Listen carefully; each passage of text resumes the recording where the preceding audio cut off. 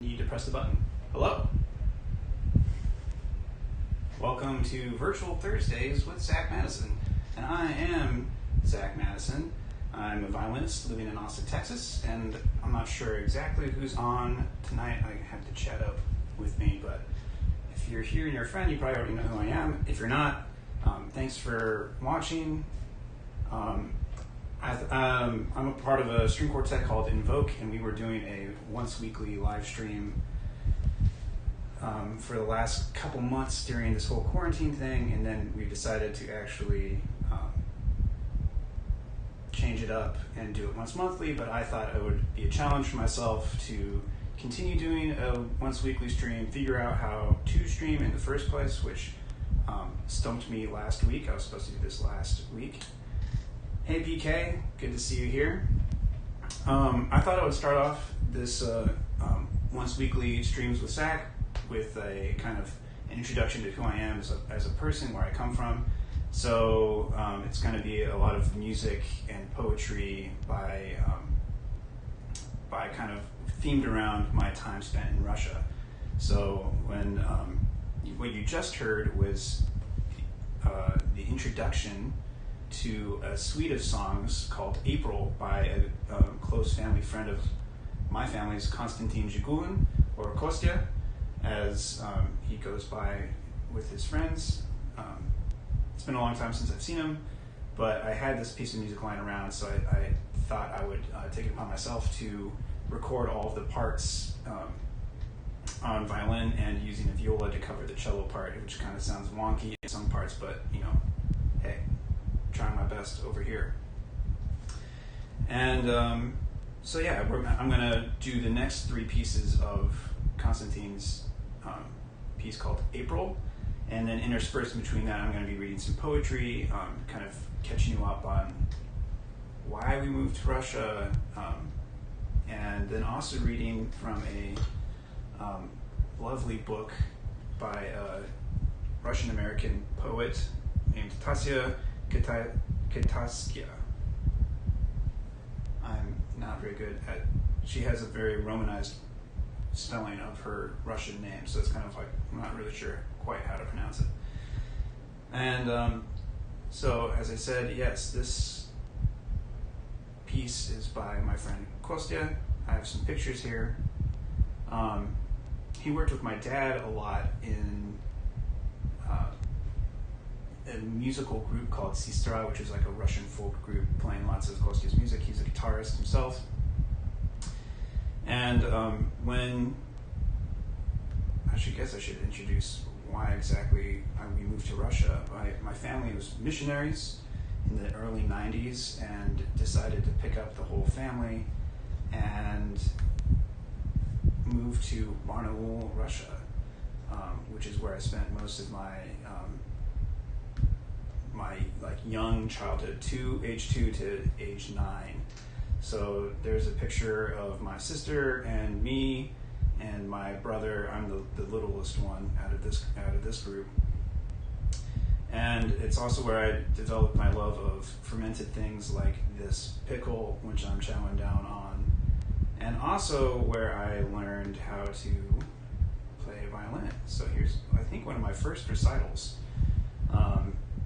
playing with my sister. I'm not sure if this is in Irkutsk or if this is in Barnaul, but there I am playing some tunes, I'm sure. Actually, I think I was just playing like open strings. So yeah, so that's kind of the beginning of it all. And I thought I would read a poem about my first art teacher.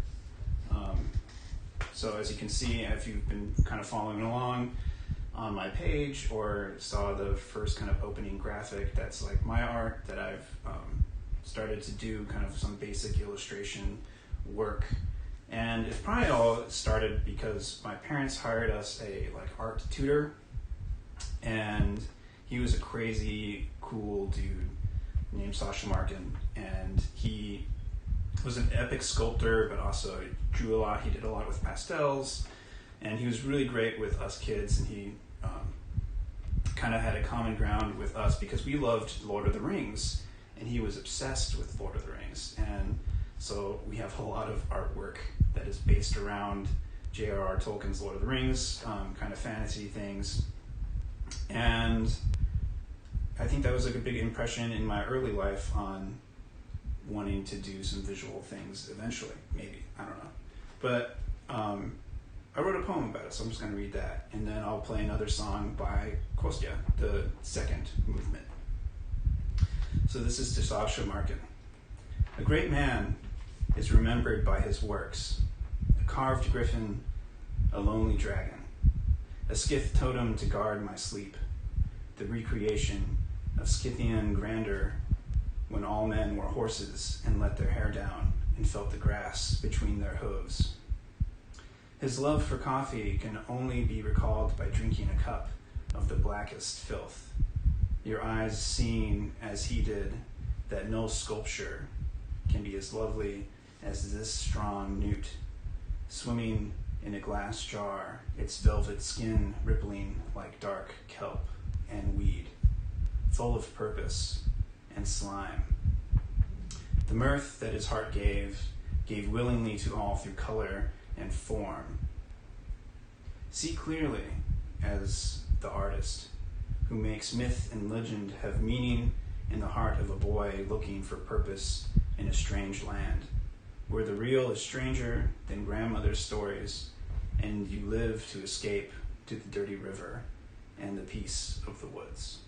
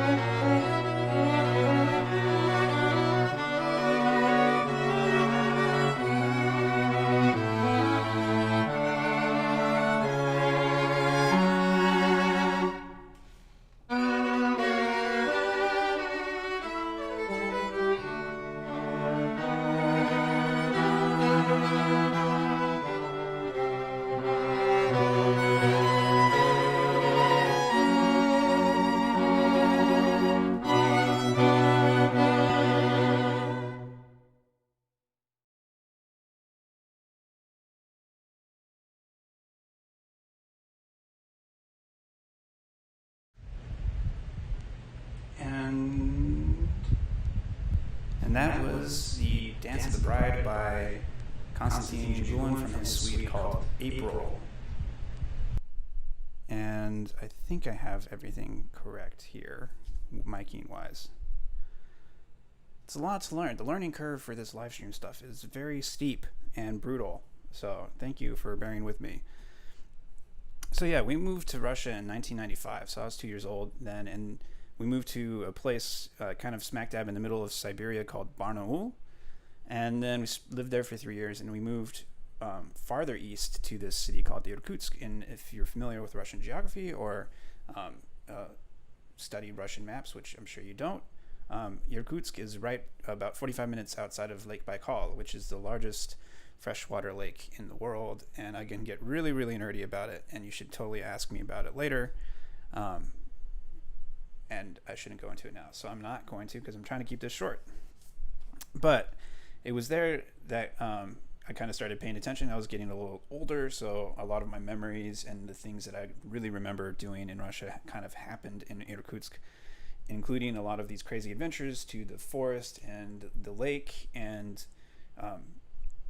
just kind of going on these adventures with my dad in the snow. It was really cold, and lots of interesting things happened. But the main thing that I kind of also got from that was people started telling folk tales and stories, and one of the bigger ones that kind of freaked me out when I was a kid was the kind of legend, the tale of Baba Yaga, who's this kind of creepy old lady that lives in the woods, and she rides around on a mortar, and she like wields a pestle. So this is a pretty bad picture. At least the resolution. It's a great picture, but the resolution is kind of bad. But yeah, you can see her. She's riding around like through the wind in this giant mortar, and has a pestle to, I guess, beat her victims and then eat them. So she's kind of freaky. And but I thought it was interesting because when I came back to the States, and have since grown up, I became interested in poetry, and I went to a poetry reading, and I saw this poet named Tasia Kitaiskaya. I'm not saying that right, and I'm really sorry. But she read an excerpt from her book called Ask Baba Yaga, which is kind of her dialogue where she would kind of write questions in a maybe Dear Nancy type style, and then respond to them in the voice of Baba Yaga, which I thought was really interesting. Taisia is a Russian American, and so she also grew up and had some childhood adventures in Russia, and so I thought that was an interesting connection. So I kind of wanted to read a couple of those now before jumping back into the Zhigulin pieces. So this one is titled Where Have My Nightmares Gone? Dear Baba Yaga, for most of my life, my nightmare creatures were always bees and wasps. Recently, it's occurred to me that I haven't had these nightmares for years. What is that about? And why do I miss them? Baba Yaga, you no longer live in the world of hauntings. The objects around you do not shift of their own accord, and all your bones are quiet. And you know that the stinging creatures only sting for reasons that the sun can understand.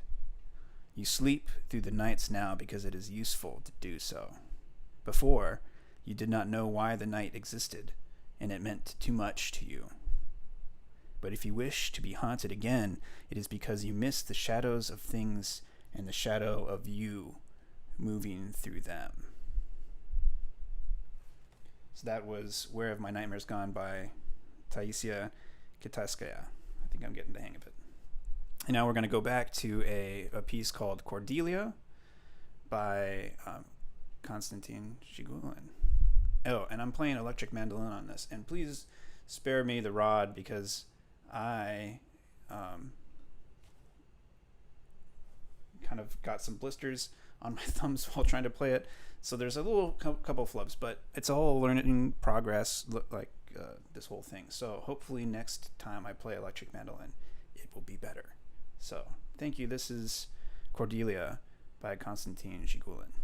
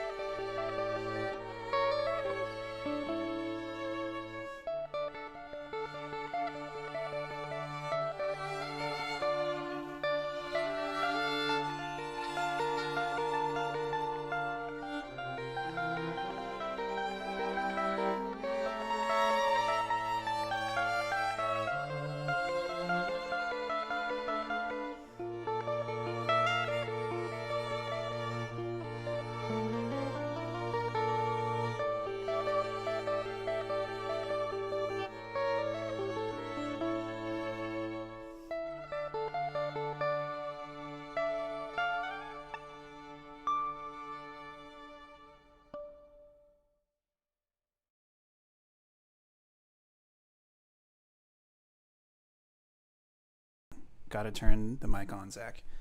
That was Cordelia by composer Konstantin Zhigulin from Russia, and good friend of my dad's and our whole family's, actually. And thanks again for everybody who's watching. Really appreciate it. It's good to see everybody. Aurora, James, PK. I'm not sure exactly who all else is here, but thank you. I really appreciate it.